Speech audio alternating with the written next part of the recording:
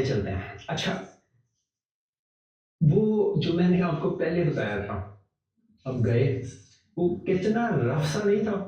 अब गए हैं, घर से निकले हैं, यूरिन नहीं आया हुआ, उधर जाके बैठे हैं, आपको सेंसेशन आई है, आया हुआ है, आपने कहा रोक लिया। इसमें कोई साइंटिफिक बात नहीं है। साइंटिफिक बात तो एक्चुअली अब शुरू होगी कि ये एक्चुअली हो क्या रहा था।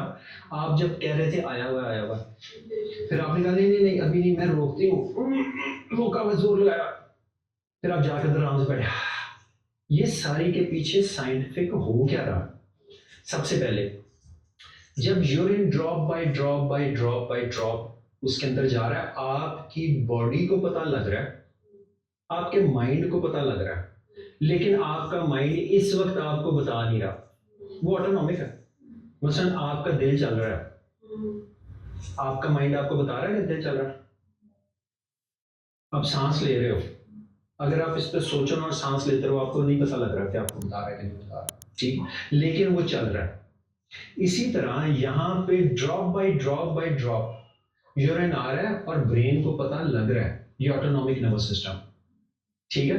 अब क्या हुआ, यहाँ पे जो ही ड्रॉप थोड़े सा कुछ यूरिन आएगा तो सेंसरी सिग्नल्स जाएंगे।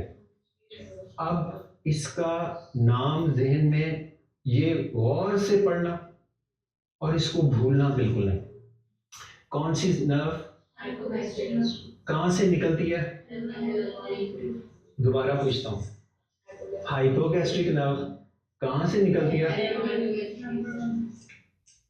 दूसरी नर्व पेल्विक नर्व। अच्छा, ये जो हाइपोगैस्ट्रिक नर्व है ये इंटरनल यूरेथ्रल स्फिंक्टर और डिफ्यूजर मसल को सप्लाई करती है। इधर से ये वाली जो सेंसरी नर्व है पेल्विक नर्व, ये भी इंटरनल यूरेथ्रल स्फिंक्टर और डिफ्यूजर मसल को, ये कहां पे सिग्नल्स लेके जा रही है, ये सेंसरी है।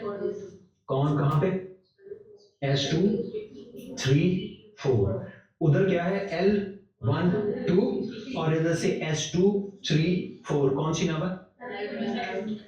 उसके बाद तीसरी nerve pudendal nerve. Pudendal nerve external urethral sphincter से, वो अभी नर्व टूल वेटरन आई पड़ी है ना, वो जो मैंने आपको बताया, ये देखो नीचे, ठीक है। ये pudendal nerve external urethral sphincter से सिग्नल्स लेके जा रही है और कहां पे जा रही है, S2 3 4। पेल्विक नर्व भी उधर ही जा रही है और ये भी इधर भी जा रही है।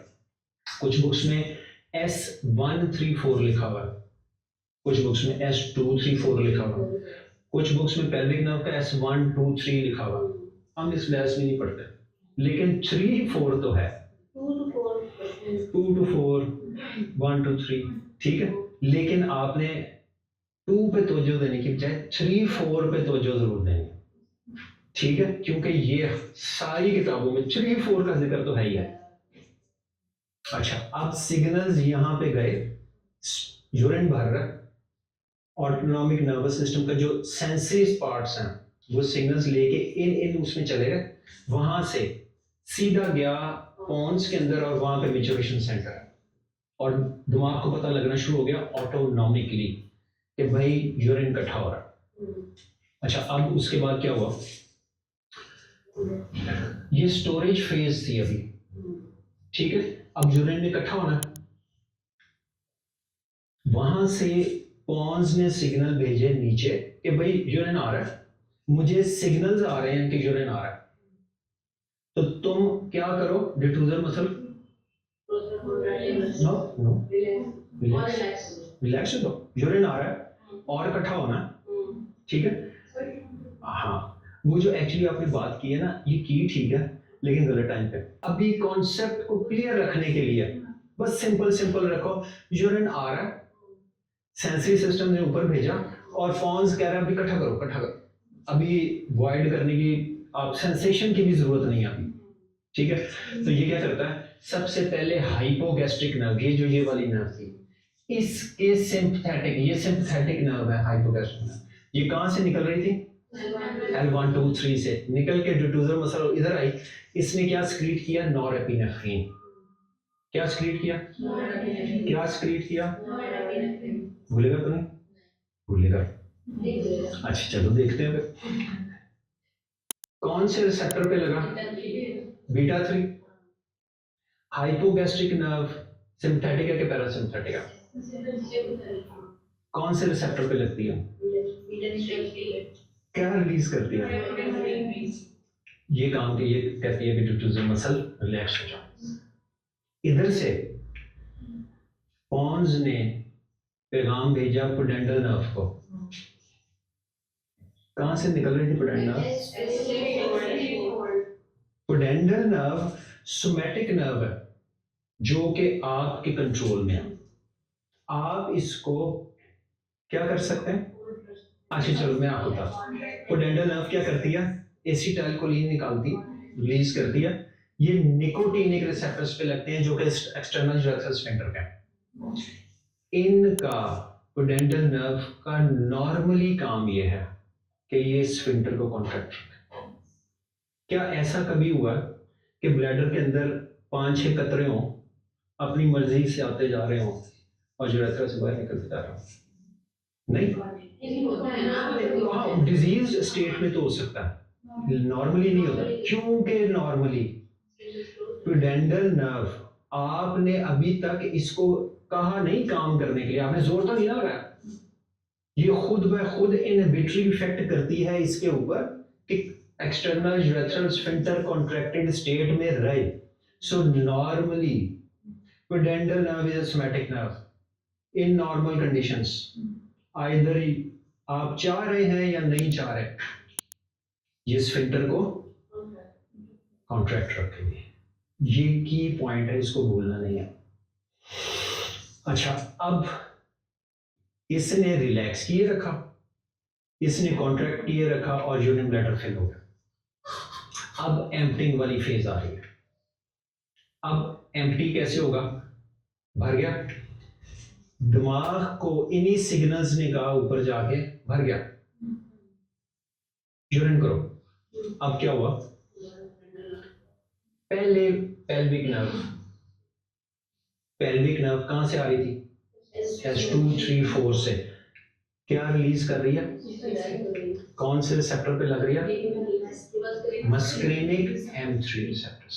मस्क्रेन, ये और टाइप के भी होते हैं। इधर आपने याद रखना है कि ये मस्क्रेनिक M3 रिसेप्टर्स हैं। और क्या चीज है? एसिटाइलकोलिन निकाल रही है। इधर से क्या था? ये भी एसिटाइलकोलिन, लेकिन ये कौन से रिसेप्टर थे? निकोटीनिक। ये भी एसिटाइलकोलिन है, ये क्या निकाल रही है? मस्क्रेनिक रिसेप्टर्स में। इसका काम ये है कि ये डिफ्यूजर मसल को अब कॉन्ट्रैक्ट करे, ठीक है। लेकिन ये नॉर्मली क्या था? नॉर्मली तो इसने टाइट करके रखा हुआ था। वो जब आज जाके यूरिन में बैठे थे और आपने कहा था आ गया वॉशरूम, आपने इस वक्त पुडेंडल नर्व के काम को रोका है। आपने कहा रिलैक्स हो जाओ।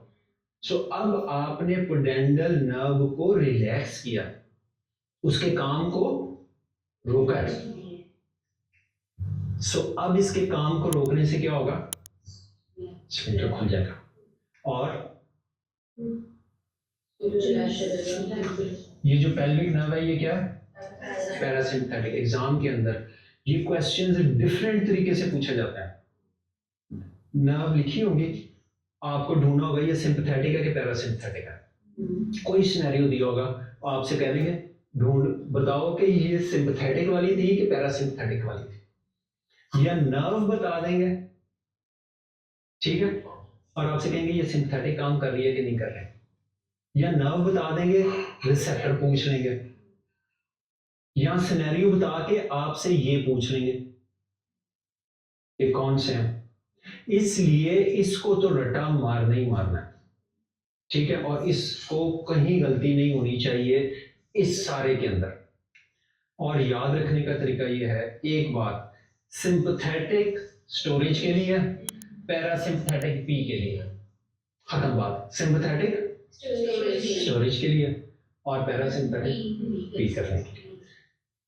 ये एस से सिंपैथेटिक, एस से स्टोरेज, एस से सोमैटिक। अगर ये सोमैटिक काम कर रही है तो ये स्टोर करने के लिए, तो सिंपैथेटिक, स्टोरेज, सोमैटिक। इधर से पैरासिम्पैथेटिक पी करने के लिए इसका काम रुकेगा। क्लियर हो गई बात? अच्छा, अब इस कहानी में थोड़ा सा ट्विस्ट किया, यहां तक हो गया? घर से चले थे, नाश्ता वाश्ता आपने कर लिया था, कंटिन्यूसली यूरिन बन रहा था। हम्म? जब आके बस में बैठे 10-15 मिनट के बाद आपको ख्याल आया यार यूरिन आया, हल्का सा ख्याल आया था तो बहुत शदीद ख्याल आया था, ये ख्याल सेंसरी था, क्या था ये, किस चीज से आपको ख्याल आया कि यार कुछ यूरिन आया हुआ? सेंसरी होना चाहिए ना, यही तो है एक्चुअल ट्विस्ट, यही तो एक ट्विस्ट है। होता क्या जब यूरिन आता है, अब मैं देखता हूँ, अच्छा इसमें इसको याद कर लिया, इसको भूलना नहीं है। एक चीज ये, इस सारे के अंदर ये जो हाइपोगैस्ट्रिक नर्व है ना, ये कोई बहुत ज्यादा रोल अदा नहीं करता। एक चीज, इस कहानी का ट्विस्ट, इस सारे रिफ्लेक्स के अंदर ये वाली हाइपोगैस्ट्रिक नर्व ट्रीटमेंट के अंदर तो बहुत इंपॉर्टेंट है, लेकिन इस मेचुरेशन रिफ्लेक्स के अंदर ये अगर ना भी हो तो हमारा गुजारा चल जाएगा और नॉर्मल चलेगा। ये वाली हाइपोगैस्ट्रिक नर्व नहीं होता क्या, ये तो मैंने अलग-अलग बना दिया ना, ये पेल्विक नर्व सेंसरी भी है और उधर से पैरासिम्पैथिक भी है, ये पोडेंटल नर्व के अंदर सेंसरी फाइबर्स भी जा रहे हैं और इधर से ऐसे भी आ रहे हैं। होता क्या है, जो ही यूरिन आया इधर, यहां से सेंसरी सिग्नल्स गया S23 में, ऐसी ऊपर तो जाएगा ही जाएगा, ये यहीं से स्नैप्स बना लेगा इसी के फाइबर्स में जो कि पैरासिम्पैथिक है, ठीक। और ये क्या काम कर रहा था, कॉन्ट्रैक्शन में, यहां से सिग्नल सीधा गया, तो अभी थोड़ा सा यूरिन आया, इसने हल्की सी कॉन्ट्रैक्शन दिया, आपको पता लगेगा ये कॉन्ट्रैक्शन वो आया हल्की सी, आपने अच्छा नहीं की, कुछ मिनट के बाद अब यूरिन अंदर आ चुका हुआ है, ब्लैडर ने हल्का सा कॉन्ट्रैक्ट किया, आपको पहली फीलिंग आई है, अब यूरिन आया हुआ, ये स्ट्रेच हुआ, पॉन्स अब इससे कहेगा रिलैक्स रहो, खबरदार जब तुमने अब और कंट्रैक्शन की तो पोडेंटल नर्व को कहेगा टाइट हो जाओ भाई, तुम अपना काम करते रहो, इसको इनहिबिट कर देगा पॉन्स। मैंने आपको पहले ही कहा कि ये इतना काम नहीं करता, पॉन्स कहेगा हाँ यूरिन आ गया, तुमने हल्की सी कॉन्ट्रैक्शन दी है, मुझे पता लग गया, अब ना करना, कहेगा अच्छा ठीक, थोड़ी देर के बाद और यूरिन आ जाएगा,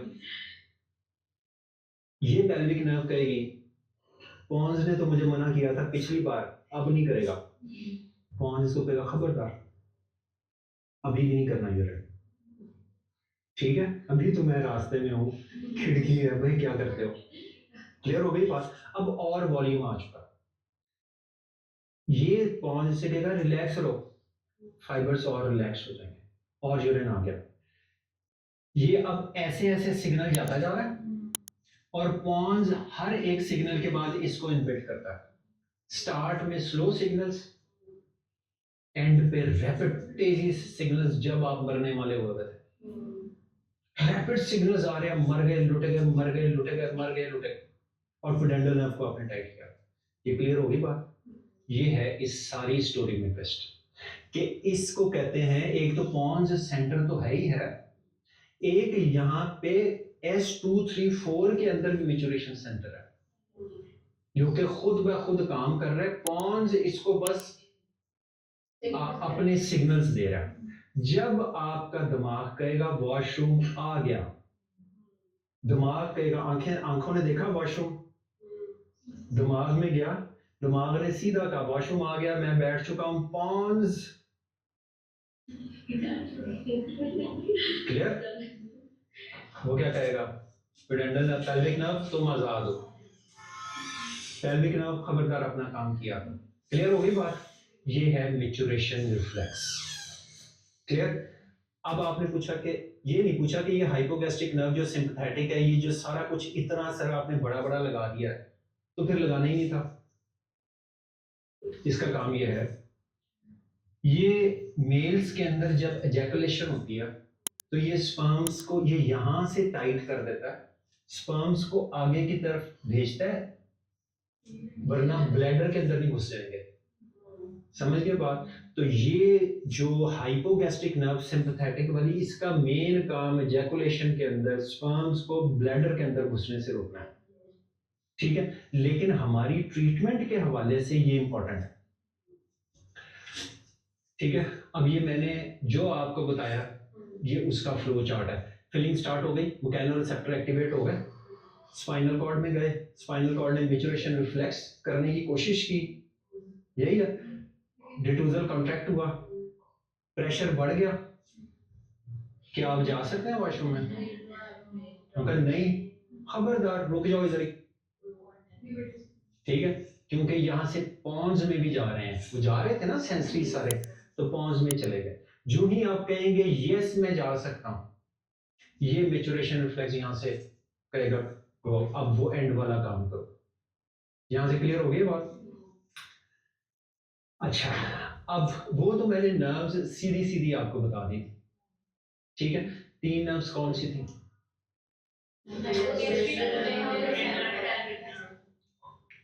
ये है जनाब हाइपोगैस्ट्रिक नर्व, कहां से निकल रही थी? ये L1 2 3, ये थोड़ा सा ऊपर है, यहां से निकली, क्या बना इन्होंने? उसके बाद कौन सी नर्व बनी? ये किस में घुस रही है? पेल्विक प्लेक्सिस, या इसको इंफीरियर हाइपोगैस्ट्रिक प्लेक्सिस भी कहते हैं। ये गई और ये ब्लैडर को इनर्वेट करना शुरू कर दिया इसने। क्लियर हो रही है बात? यहां से कुछ नर्व्स डायरेक्टली भी आती हैं यहाँ हाइपोगैस्ट्रिक। सो अब हाइपोगैस्ट्रिक नर्व ने अगर ब्लैडर को इनर्वेट करना है, वो जो सबसे पहली थी, तो इंफीरियर मेसेंटेरिक प्लेक्सस से निकल के कुछ फाइबर्स डायरेक्ट भी देगी और कुछ थ्रू पेल्विक प्लेक्सस या इंफीरियर हाइपोगैस्ट्रिक प्लेक्सस में से देगी। क्लियर? ये बात मैंने आपको इसलिए बताई है, आपका सिनेरियो आएगा कि एक पेशेंट बंदा है, वो सड़क पे जा रहा है, उसका एक्सीडेंट हो गया, उसके पेल्विस में ट्रॉमा हो गया, तो अब हमें बताएं कौन सी नर्व के साथ क्या इफेक्ट हो रहा? ठीक हो गया। अच्छा, अब पेल्विक नर्व थी दूसरी, कहां से निकलती थी? ये निकल रही है, किसमें घुसी है?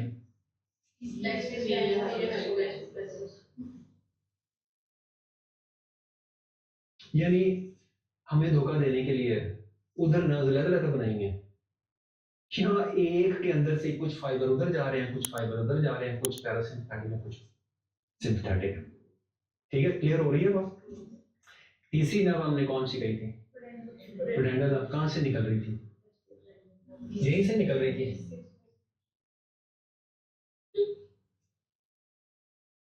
क्लियर? ये और ये S23 से निकलती है, इंफीरियर पेल्विक प्लेक्सिस में आती है, ये अलग निकल रही है, ये सोमैटिक है, ये ऑटोनॉमिक है, कटी कटी रह रही है, ठीक। अब अपना पहले क्वेश्चन 1,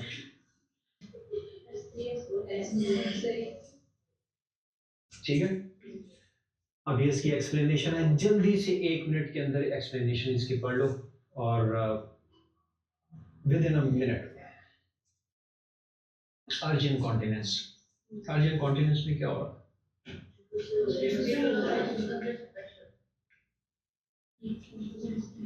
अब मुझे ये बताओ, कॉन्ट्रैक्ट करने के लिए कौन सी नर्व आएगी?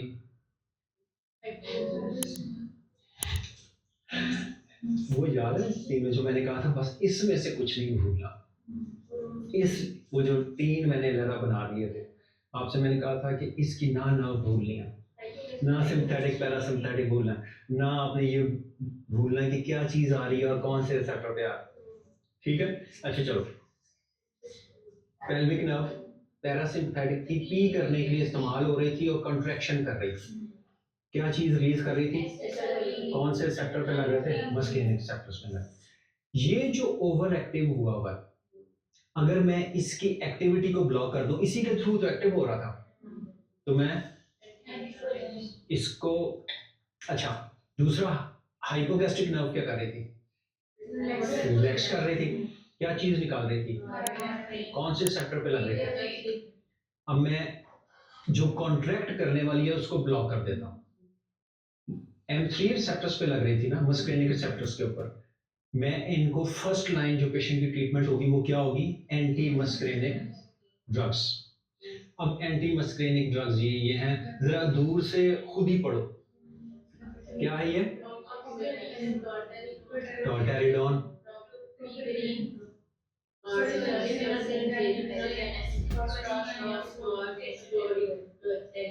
याद हो गए, इसको याद करना है, इनको याद करना है, नामों को याद करना। ये एंटी मस्कुलिनिक ड्रग्स क्या करती हैं, other side dry eyes, mouth, constipation, और क्योंकि ये खुश्क करती हैं सारा कुछ। यस, उधर से हम अगर हाइपोगैस्ट्रिक नर्व को एक्टिवेट कर दें तो ये रिलैक्स रहेगा, तो हम सेकंड लाइन पे बीटा 3 एगोनिस्ट देते हैं। इसमें एंटी मस्कुलिनिक और रिलैक्स रखने के लिए बीटा 3 एगोनिस्ट। कौन सी दवाई है, साइड इफेक्ट है एक्सेलरेटेड हाइपरटेंशन। तो ऐसे पेशेंट जिनका हाइपरटेंशन वर्स है, कंट्रोल नहीं है, आप उनको ये वाली दवाई नहीं देंगे। अच्छा, अब इसके बाद सेकंड लाइन के अंदर इन दोनों का कॉम्बिनेशन भी यूज कर सकते हैं। ट्राइसाइक्लिक एंटी डिप्रेसेंट, स्पेशली इमिप्रामिन, डेसिप्रामिन जो भी है, ये वो यूज करेंगे। और तीसरा आप इंट्रावेसिकल बोटुलिनियम। इसके बाद सर्जिकल आएगी, ये हम जब न्यूरो वाला सेक्शन पढ़ेंगे तो आपको सैक्रल न्यूरो मॉड्यूलेशन अलहदा से बता देंगे कि किस कंडीशन में की जाती है, कैसे की जाती है, क्योंकि इसके ऊपर भी एमसीक्यूज है। ब्लैडर ऑगमेंटेशन के ऊपर भी एमसीक्यूज हैं, और यूरिनरी डाइवर्जन, ये चूंकि इस टॉपिक से हट के है, तो जब हम बाकी वो पढ़ेंगे, न्यूरोलॉजी आप सारा पढ़ चुके होंगे, तब हम इसको एक बार दोबारा से कर लेंगे। ये सिंडी क्रॉफर्ड, ये अपने जमाने की सुपर मॉडल थी, ठीक है। अब मेरे ख्याल में शायद 40 50 60 की हुई है, ठीक। फिर इसने लगाए बोटॉक्स, ठीक है। बोटॉक्स के इंजेक्शन सुने आपने, खूबसूरती के लिए लगा, और उसके बाद इसकी शक्ल हो गई है, मजे की हो गई ना। सो जिसको प्यारी लगती है लगती रहे, कोची लगती है लगती रहे, लेकिन दोनों के अंदर फर्क तो है। ये क्या लिखा हुआ, botulinum toxin type A, botulinum toxin type. ये जो बोटुलिनियम है, टॉक्सिन है, कहां से आ रहा है, बैक्टीरिया से आ रहा है, जो ग्राम पॉजिटिव है, रॉड शेप है, एनारोबिक है, स्पोर फॉर्मिंग है, मोटाइल है, जो कि न्यूरोटॉक्सिन है, और ये फ्लैसिड पैरालिसिस करता है। ये जिन्होंने बोटॉक्स के टीके लगवाए हैं ना, अगर उनसे जाकर पूछना कि वो क्या कहते हैं सर्जन, कि लगने के बाद क्या होगा, ठीक है। तो ये बेसिकली क्या चीज है, बोटुलिनियम टॉक्सिन टाइप है, ये न्यूरोटॉक्सिन है जो फ्लैसिड। तो अगर मैं इसको ब्लैडर में लगा दूं, हाँ, तो कॉन्ट्रैक्ट नहीं करेगा, इसीलिए ये ट्राइगोन है, सिस्टोस्कोपी करते हैं, और ये वाले वो पॉइंट्स हैं जहां पे ये बोटुलिनियम इंजेक्ट कर देते हैं, ठीक है।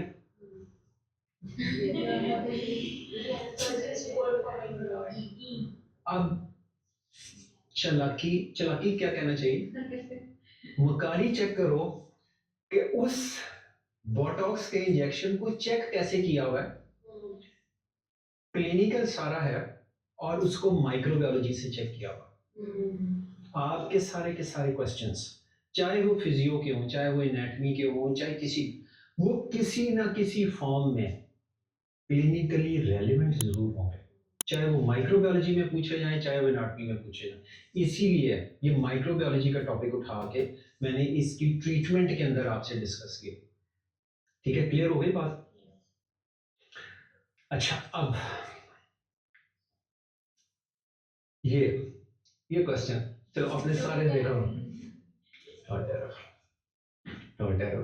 यस, ये देखो, ये मैंने कहा था याद करने हैं।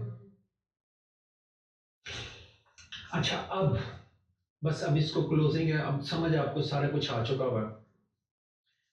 किसी वजह से सेंसरी नर्व्स खत्म हो गई, सिग्नल जाएगा ऊपर, सिग्नल नहीं जाएगा, ब्लैडर तो भारी रहा, भरी जाएगा भरी जाएगा भरी जाएगा भरी जाएगा भरी जाएगा, टेल के क्या हो जाएगा, ओवरफ्लो इनकॉन्टिनेंस हो जाएगा। Good, overflow incontinence. और किस किस वजह से हो रहा है इसके अंदर तो क्लासिकल नर्व डैमेज हो रही है, ठीक है। सो सेंसरी नर्व्स किसी भी वजह से डैमेज होंगी तो ओवरफ्लो इनकॉन्टिनेंस हो जाएगा। अच्छा, अब अगर मैं स्पाइनल कॉर्ड को सैक्रम से ऊपर काट दूं, कोई ट्रॉमा हो गया, कुछ हो गया, सैक्रल ट्रॉमा हो गया, सैक्रम से ऊपर ऊपर, तो अब क्या होगा? हम्म,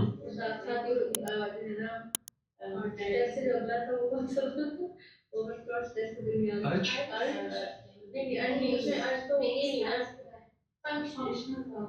फंक्शन, देखो चार ही तो थे, सबसे पहला कौन सा था? स्ट्रेस, फिर अर्ज, ओवरफ्लो, फंक्शनल, इन चारों में से कुछ होना है, उसमें भी ओवरफ्लो।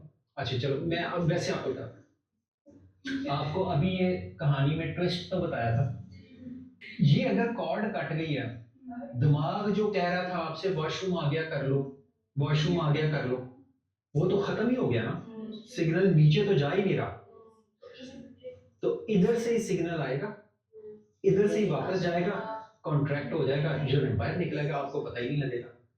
एक्यूट फेज के अंदर स्पाइनल शॉक हो जाता है, जो ही ताजा ताजा कटेगी उसके अंदर क्या होगा, ऊपर से सीएनएस के सारे रिफ्लेक्सेस खत्म हो जाएंगे, मेचुरेशन रिफ्लेक्स इनहिबिट हो जाएगा, ब्लैडर तो ओवरफ्लो इनकॉन्टिनेंस हो जाएगी।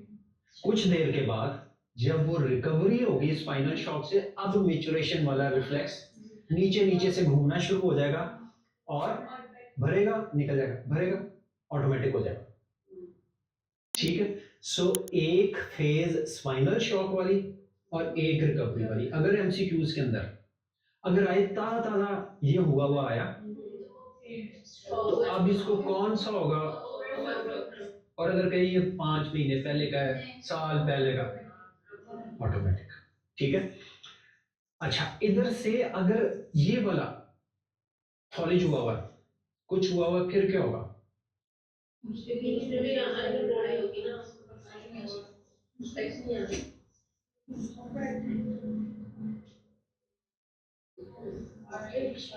कौन से वाला है? बेसिकली ऑटोमेटिक वाला, बेसिकली ऑटोमेटिक वाला, क्योंकि ऊपर से बस कंट्रोल खत्म हुआ है, कौन सा? हाँ, जिसने उसको अपन हमारे अंडर रखना था कि जब मैं कहूंगा तब यूरिन आएगा, अदरवाइज बाहर नहीं निकल सकता, तो वो नीचे से, ठीक है, और वो ऑटोमेटिक होगा, थोड़े वॉल्यूम से ही निकलता रहेगा, ठीक है। यहां तक क्लियर हो गई बात। ट्रीटमेंट के अंदर यूरेथ्रल स्टेनोसिस होगा तो हम क्या ट्रीटमेंट करेंगे? Surgical treatment. बीपीएच होगा तो अल्फा ब्लॉकर्स, ये हम जब प्रोस्टेट पढ़ेंगे, अभी मैंने अल्फा रिसेप्टर्स की कोई बात नहीं की, ये जब प्रोस्टेट आएगा ना तब मैं हम सारी डिटेल से पढ़ लेंगे। उधर से ओवरफ्लो इनकॉन्टिनेंस थी, उसके अंदर हम क्या कर रहे हैं? कंटिन्यूअस इंटरमिटेंट, यानी अब भरा हुआ है, कॉन्ट्रैक्ट तो कर नहीं सकता, कैसे निकालें? कैस्टर डाला, यूरिन सारा बाहर निकाल लिया, कैस्टर को बाहर निकाल, फिर दिन में दोबारा डाला, फिर निकाले, तो दिन में 3 से 4 बार, 4 से 5 बार भी कर सकते हैं, डालें निकालें, डालें यूरिन बाहर निकाल लें और फिर कैस्टर को बाहर निकाल लें, इसको कहते हैं कंटिन्यूअस इंटरमिटेंट कैथेटराइजेशन। किसका ट्रीटमेंट है? ओवरफ्लो इनकॉन्टिनेंस, यूरिनरी इनकॉन्टिनेंस का, ठीक है। क्वेश्चन,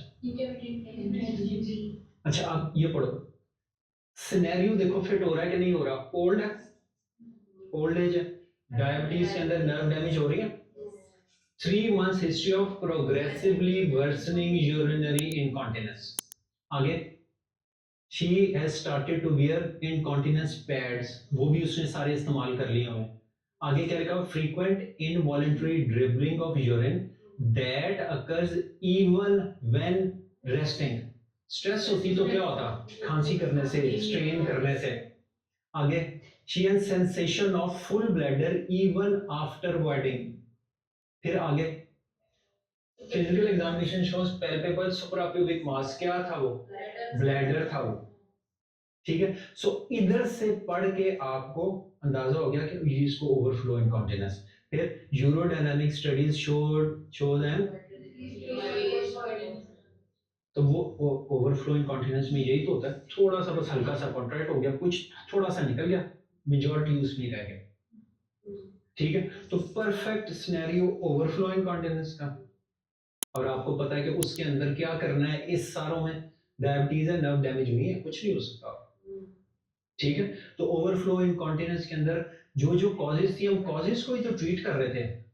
तो खातून है, प्रोस्टेट हो सकता है, इसको प्रोस्टेट का ऑपरेशन कर दें? नहीं। सो क्या करना है? Intermittent catheterization. ठीक है, कोई क्वेश्चन अभी तक इस टॉपिक से रिलेटेड? अच्छा, अब इसमें ये जितने टॉपिक्स आपने, अब ये जो हम हैंडआउट्स इसके अभी सारे आपको देते हैं, ये जो टॉपिक्स कवर हुए हैं आपके, ये अगर तो आपके पास है ये जो 2024, तो ये पेज है 618 जिस पे ये वाला टॉपिक डिस्कस हुआ।